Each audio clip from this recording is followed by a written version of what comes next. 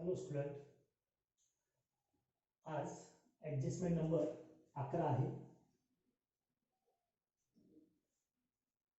ही जी adjustment आहे ही adjustment आपण या आधी जी ॲडजस्टमेंट पाहिली आहे गुड्स डिस्ट्रॉयड बाय फायरची, तर ती ॲडजस्टमेंट आपण विथ इन्शुरन्स क्लेम सोबत पाहिलेली आहे. आता आपल्याला विदाऊट इन्शुरन्स जर गुड्सवरती असेल आणि जर ते गुड्स डिस्ट्रॉयड झालेले असतील तर अशा अनइन्शुअर्ड गुड्सचे इफेक्ट कसे रेकॉर्ड करायचे हे आपण या ॲडजस्टमेंटमध्ये पाहणार आहोत.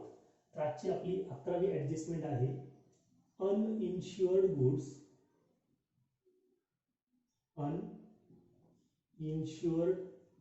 Goods destroyed by fire.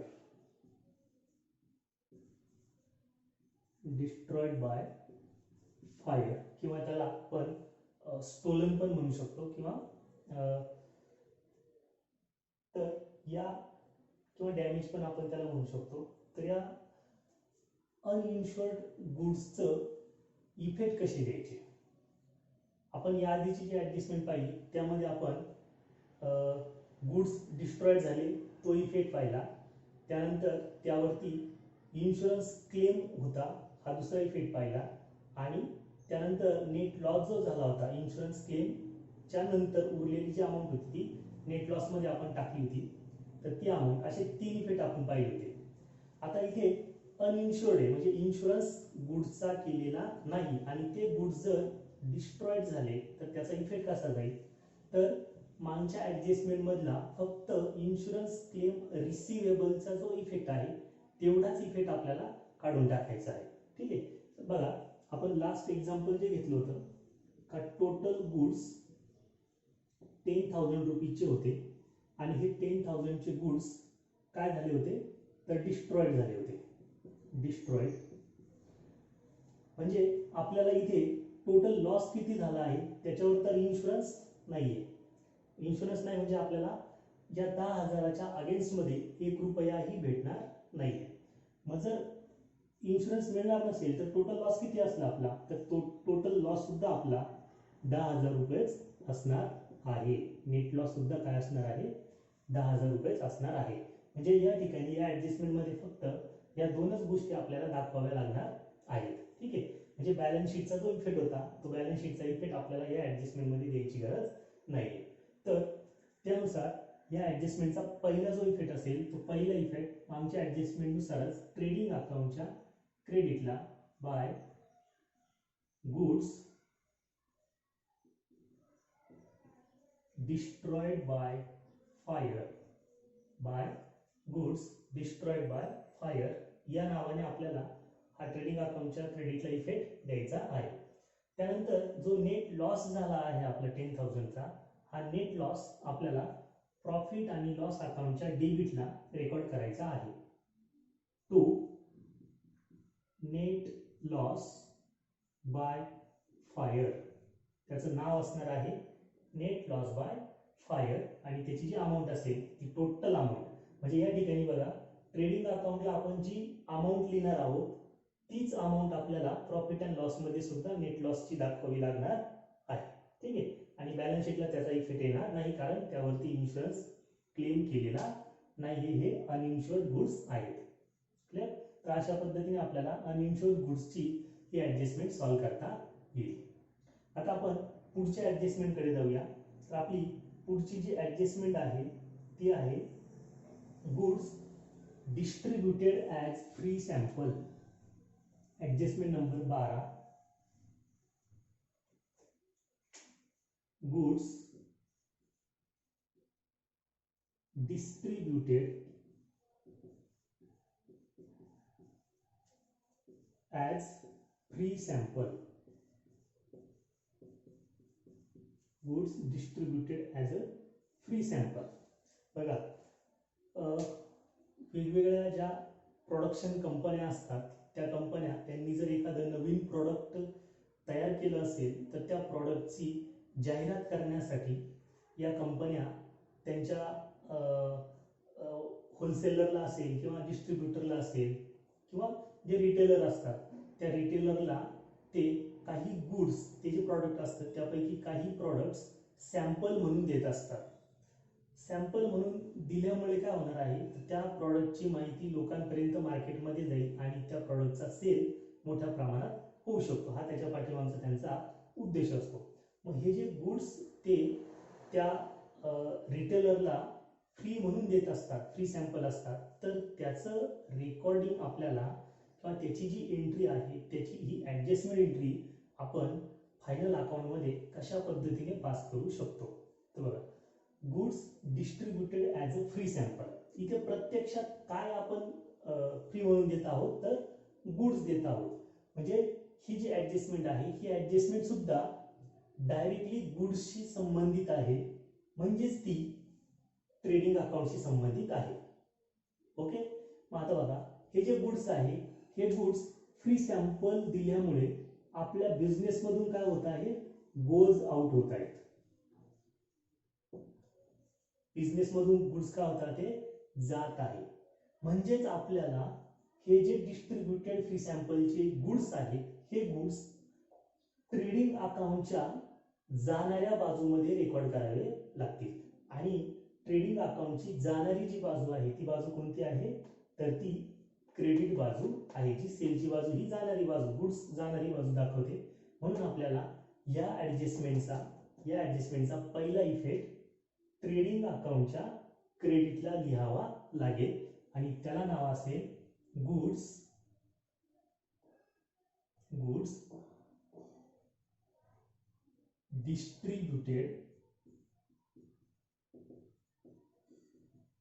Distributed as free sample. असं पूर्ण नाव आपण त्या ॲडजस्टमेंटचा इफेक्ट देताना लिहायचं आहे.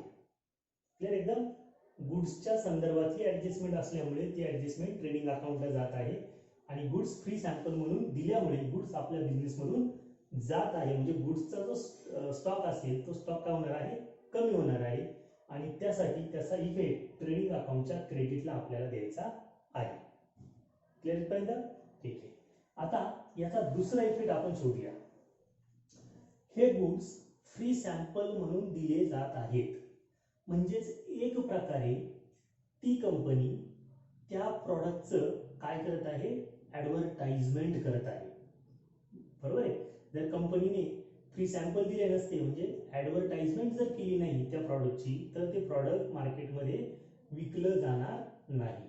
म्हणून goods distributed as a free sample करणं म्हणजे काय, तर एक प्रकारे त्या गुड्सची काय करायची, जाहिरात, ॲडव्हर्टाइजमेंट आपल्याला करायची आहे. ॲडव्हर्टाइजमेंट. मग जर गुड्स ॲडव्हर्टाइजमेंट म्हणून आपल्याला द्यायचे असतील फ्री, तर त्या अगेन्स्ट मध्ये त्या कंपनीला काय होणार आहे, खर्च सुद्धा होणार आहे. म्हणजे जितक्या रुपयाचे गुड्स फ्री सॅम्पल म्हणून देणार आहे तितका त्या कंपनीचा काय असणार आहे, लॉस असणार आहे. मी एक उदाहरण सांगतो बघा. समजा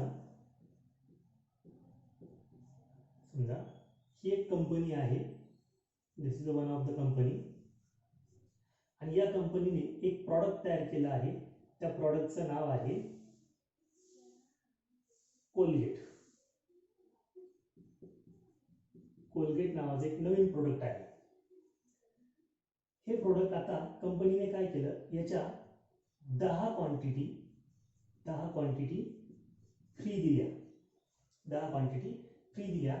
या 10 क्वांटिटीसाठी एका क्वांटिटीची किंमत होती 20 रुपये.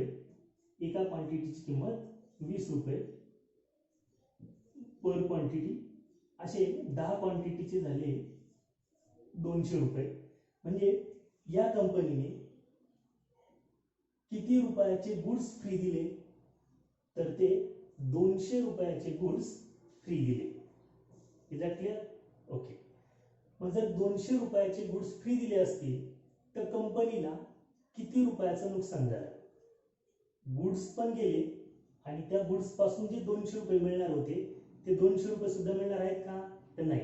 म्हणजे कंपनीला गुड्सचा जो स्टॉक आहे, गुड्सचा स्टॉक 10 ने कमी होताना दिसेल आणि कंपनीला 200 रुपयाचं कॅश लॉस पण झालेला दिसेल, हा लॉस सुद्धा झालेला असेल. म्हणजेच या ऍडव्हर्टाइजमेंट करण्यासाठी कंपनीला किती रुपये खर्च आले, तर किती रुपयाचा लॉस झाला, तर तो 200 रुपयाचा लॉस झाला. ओके, बघा, जर ऍडव्हर्टाइजमेंट साठी गुड्स दिले जात असतील तर ऍडव्हर्टाइजमेंट काय आहे, इट इज अ एक्सपेन्सेस. काय आहे हा, हा आहे एक्सपेन्सेस. हा कोणता एक्सपेन्सेस आहे, डायरेक्ट आहे का इनडायरेक्ट आहे, तर हा हे झालं डायरेक्ट, गुड्सच्या संदर्भात जे रेकॉर्ड केलं आपण ते डायरेक्ट झालं. पण हा जो एक्सपेन्सेस आहे हा इनडायरेक्ट होत आहे, कारण आपण कुठल्याही प्रकारची कॅश इथे देवाणघेवाण करत नाही आहोत, म्हणून हा इनडायरेक्ट आहे. It is a indirect expenses. आणि जर हा इनडायरेक्ट एक्सपेन्सेस असेल तर याचा दुसरा इफेक्ट कुठे जाईल, प्रॉफिट आणि लॉस अकाउंटच्या डेबिटला. आणि याला नाव देताना ऍडव्हर्टाइजमेंट असंच नाव द्यायचं. याला goods distributed as a free sample अशा नावाने त्याची एंट्री करायची नाही. हे गुड्स ऍडव्हर्टाइजमेंटसाठी आपण वापरत आहोत, म्हणून त्याला एंट्री करताना ऍडव्हर्टाइजमेंट याच नावाने त्याची एंट्री करायची. आता तुम्हाला असा प्रश्न पण पडेल, समजा या प्रॉफिट अँड लॉस अकाउंटमध्ये ऑलरेडी एक ऍडव्हर्टाइजमेंटचं अकाउंट आहे आणि ही ऍडजस्टमेंट आहे, तर अशा वेळेस पूर्वीचं जे ऍडव्हर्टाइजमेंट अकाउंट असेल त्या ऍडव्हर्टाइजमेंट अकाउंटमध्ये हे फ्री सॅम्पलचे गुड्स ऍड करायचे. म्हणजे advertisement plus goods free sample हे त्याच्यामध्ये काय करणार, आपण ऍड करणार. म्हणजे ऍडव्हर्टाइजमेंट इतक्या रुपयाने वाढलेलं पण आपल्याला दिसेल. ठीक आहे, तर या पद्धतीने गुड्स डिस्ट्रीब्युटेड ॲज फ्री सॅम्पलचे दोन इफेक्ट आपल्याला द्यायचे आहे. पहिला इफेक्ट ट्रेडिंग अकाउंटच्या क्रेडिटला by goods distributed as free sample, तर दुसरा इफेक्ट प्रॉफिट अँड लॉस अकाउंटच्या डेबिटला टू ऍडव्हर्टाइजमेंट अकाउंट या नावाने हे इफेक्ट आपल्याला पास करायचे आहेत. Okay, so write it down.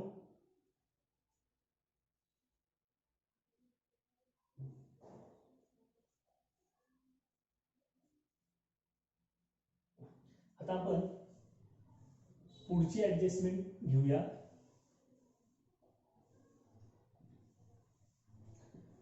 Adjustment number 13. He adjustment सुद्धा गुड्सच्या संदर्भातच आहे. ऍडजस्टमेंट नंबर 13 आहे, गुड्स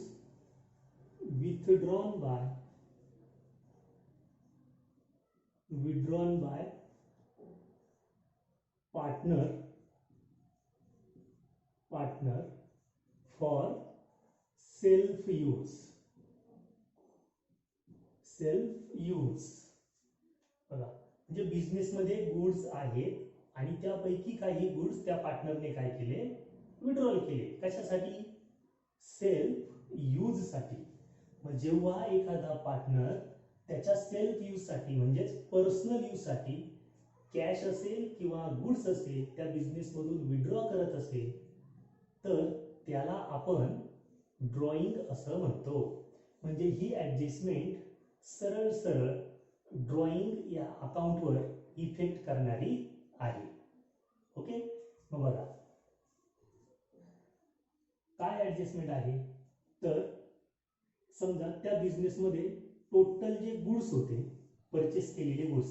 आता बिझनेसमध्ये गुड्स कशी येतील, यायचं कारण काय, परचेस असणार, दुसरं काही कारण नाही. म्हणजे बिझनेसमध्ये टोटल परचेस केलेले जे गुड्स आहेत ते गुड्स आहेत 1 लाख रुपीजचे. हे बिझनेसमध्ये असलेले टोटल गुड्स आहेत. यापैकी पार्टनर 20,000 रुपीजचे गुड्स विड्रॉल करतोय. Withdrawal by partner. ठीक आहे.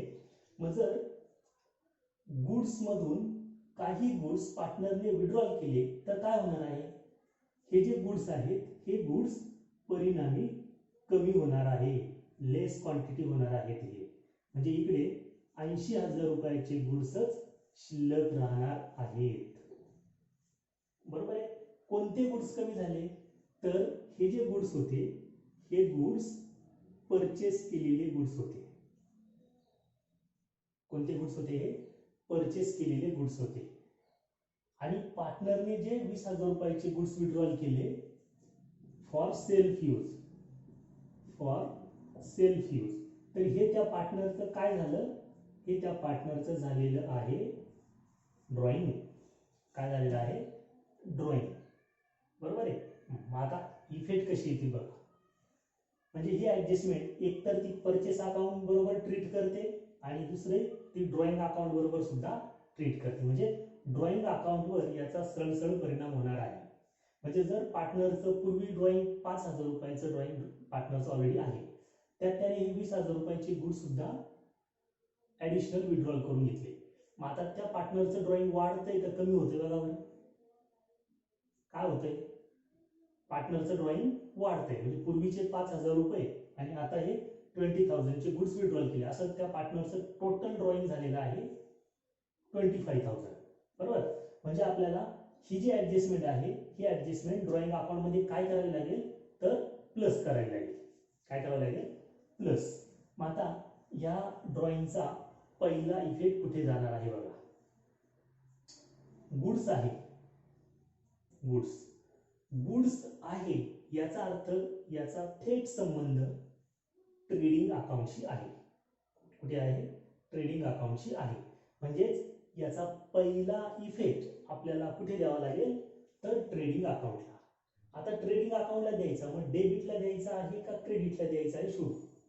गुड्स जर बिझनेसमध्ये येत असतील तर इफेक्ट जाईल डेबिटला आणि जर गुड्स बिझनेसमधून जात असतील तर इफेक्ट जाईल क्रेडिटला.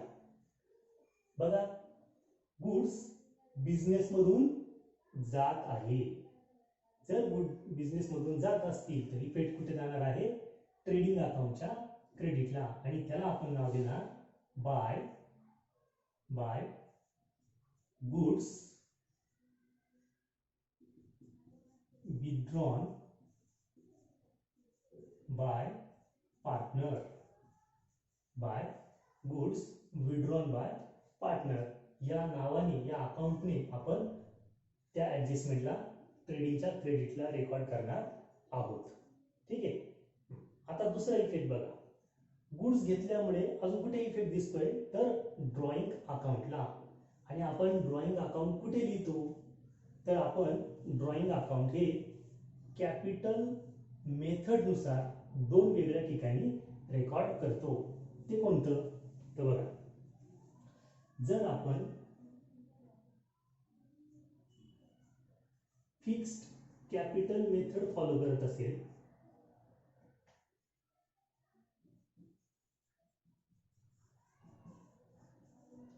आपण जर फिक्स्ड कॅपिटल मेथड फॉलो करत असेल तर आपल्याला या ड्रॉइंगचा जो इफेक्ट आहे तो कुठे लिहायचा आहे, करंट अकाउंटला.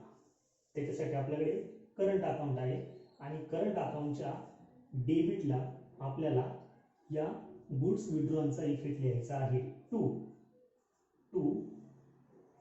ड्रॉइंग आणि त्याला कंसामध्ये गुड्स असं नाव आपल्याला लिहायचं आहे. हा झाला फिक्स कॅपिटल मेथड नुसार दुसरा इफेक्ट. हा दुसरा इफेक्ट. पहिला इफेक्ट कुठे आहे, ट्रेडिंगच्या क्रेडिटला. या ऍडजस्टमेंटचा इफेक्ट प्रॉफिट अँड लॉसला जाणार नाही किंवा या ऍडजस्टमेंटचा इफेक्ट बॅलन्स शीटला जाणार नाही.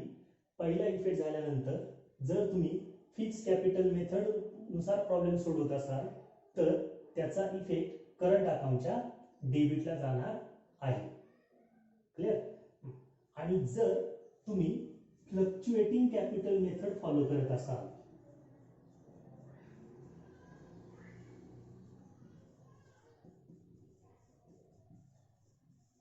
फ्लक्च्युएटिंग मेथड जर फॉलो करत असाल तर फ्लक्च्युएटिंग मेथड नुसार आपण काय करत असतो, फक्त कॅपिटल अकाउंट आपण हातात असतो आणि या मेथड नुसार या ऍडजस्टमेंटचा दुसरा इफेक्ट कॅपिटल अकाउंटच्या डेबिटला आपल्याला द्यायचा आहे, ड्रॉइंग.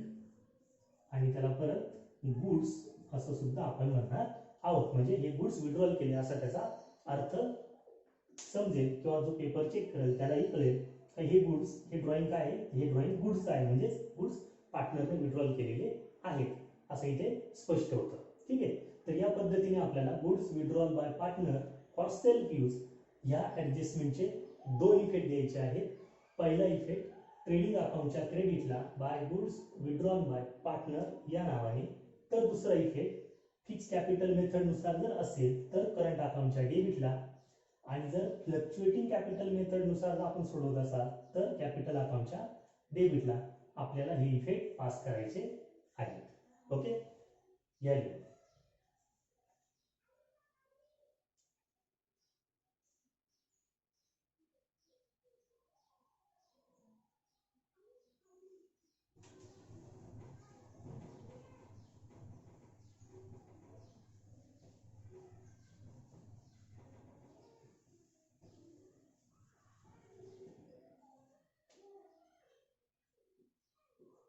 ऍडजस्टमेंट नंबर 14 आपल्याला आता बघायची आहे. ऍडजस्टमेंट नंबर 14 आहे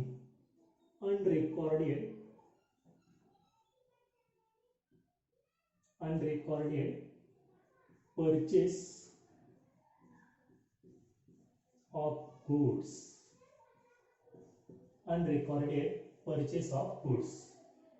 अनरेकॉर्डेड म्हणजे काय, तर ज्याची बुक्स ऑफ अकाउंट मध्ये एंट्री केलेली नाही त्याला आपण म्हणणार आहोत अनरेकॉर्डेड.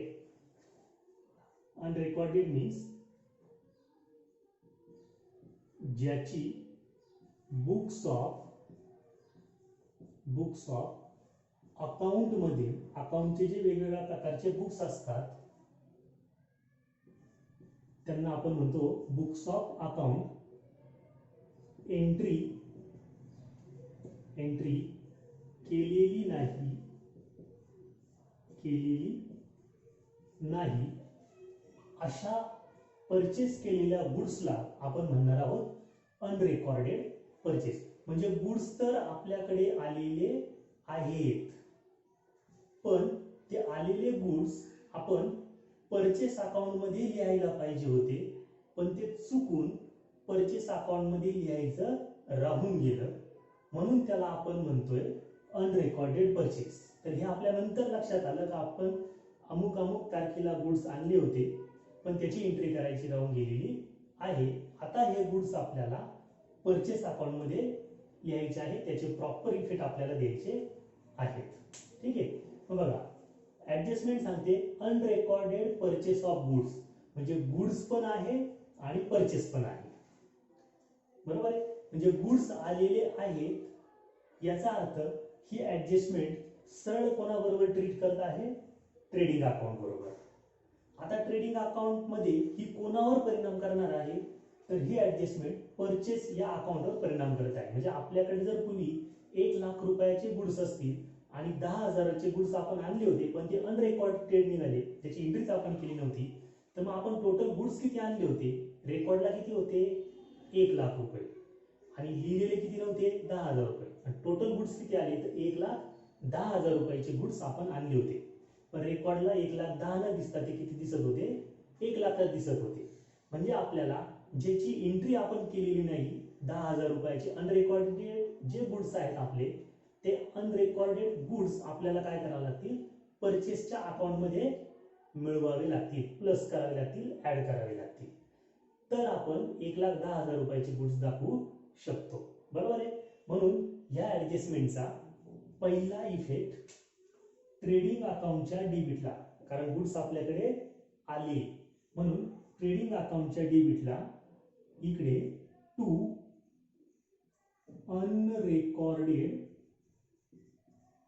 अनरेकॉर्डेड परचेस या नावाने करायचा आहे. टू अनरेकॉर्डेड परचेस या नावाने या ऍडजस्टमेंटचा पहिला इफेक्ट द्यायचा आहे. म्हणजे हे लिहिताना आपल्याला परचेस अकाउंट मध्ये ऍड करून लिहायचं आहे. क्लिअर, ठीक आहे. आता दुसरा इफेक्ट बघा, गुड्स परचेस केलेले, ज्या व्यक्तीकडनं, ज्या सप्लायर कडनं आपण गुड्स परचेस करतो त्याला आपण काय म्हणतो, यस कॅपिटल, लोन, डेटर, क्रेडिटर, यस क्रेडिटर, काय म्हणतो क्रेडिटर असं म्हणत असतो. बरोबर, म्हणजे परचेस ज्यावेळेस आपण करतो तर ऑलरेडी त्या परचेस सोबत आपली जी क्रेडिटरची लायबिलिटी आहे ती लायबिलिटी सुद्धा वाढते, म्हणजे उधारी वाढते. आपलं जे देणं ते देणे वाढत असते.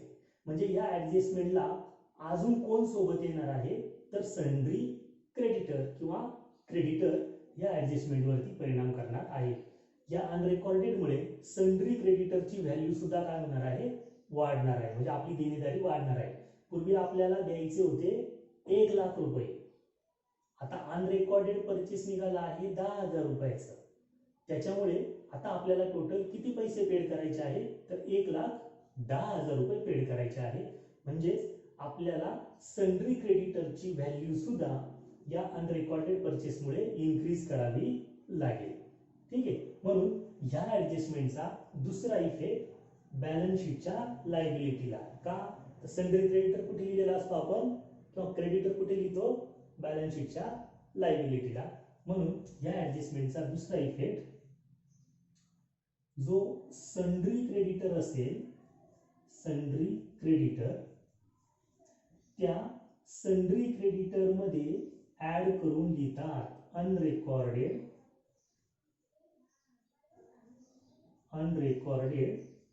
परचेस. अनरेकॉर्डेड परचेस अशा पद्धतीने आपल्याला या ऍडजस्टमेंटचे दोन इफेक्ट द्यायचे आहेत. पहिला इफेक्ट ट्रेडिंग अकाउंटच्या डेबिटला टू अनरेकॉर्डेड परचेस आणि दुसरा इफेक्ट बॅलन्स शीटच्या लायबिलिटीला सन्ड्री क्रेडिटर मध्ये ऍड करून लिहायचा आहे. Got it? ठीक आहे, घ्या लिहून.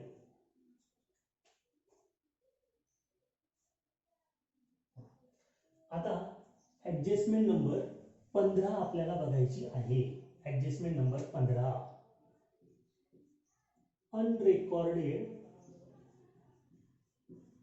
अनरेकॉर्डेड sale of goods. Unrecorded sale of goods. जसं परचेस अनरेकॉर्डेड निघतं तसं सेल सुद्धा अनरेकॉर्डेड असू शकतं. म्हणजे समजा एखाद्या कस्टमरला आपण गुड्स सेल केलेले आहे, पण ते सेल करताना त्याची एंट्री बुक्स ऑफ अकाउंट मध्ये आपण घेतलेली नाही. मग त्याची एंट्री बुक्स ऑफ अकाउंट मध्ये नाही, त्याला आपण म्हणतो अनरेकॉर्डेड. तर हा अनरेकॉर्डेड सेल जर असेल आणि त्याची ऍडजस्टमेंट आपल्याला मार्च एंडिंगला करायची असेल, त्याचा फायनल अकाउंट मध्ये इफेक्ट कशा प्रकारे जाणार आहे बघा. या ठिकाणी गुड्स आलंय म्हणजे हे ऍडजस्टमेंट ट्रेडिंग अकाउंटशी संबंधित आहे. बरोबर. हे गुड्स कोणते आहेत तर सेल केलेले आहेत. म्हणजेच या ऍडजस्टमेंटचा इफेक्ट ट्रेडिंग अकाउंटच्या क्रेडिटला द्यायला पाहिजे. सेल म्हणजे गुड्स जात आहे, ही गुड्स जाणारी बाजू, ही गुड्स येणारी बाजू. म्हणजे ही ऍडजस्टमेंट आपल्याला ट्रेडिंग अकाउंटच्या क्रेडिटला लिहायची आहे. मग तिला आपण नाव देणार बाय अनरेकॉर्डेड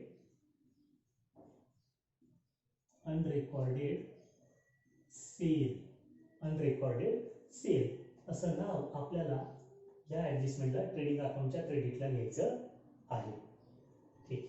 आता बघा, सेल ज्या व्यक्तीला आपण करतो त्याला आपण कस्टमर म्हणतो आणि अकाउंट मध्ये त्याला आपण डेटर असं म्हणत असतो.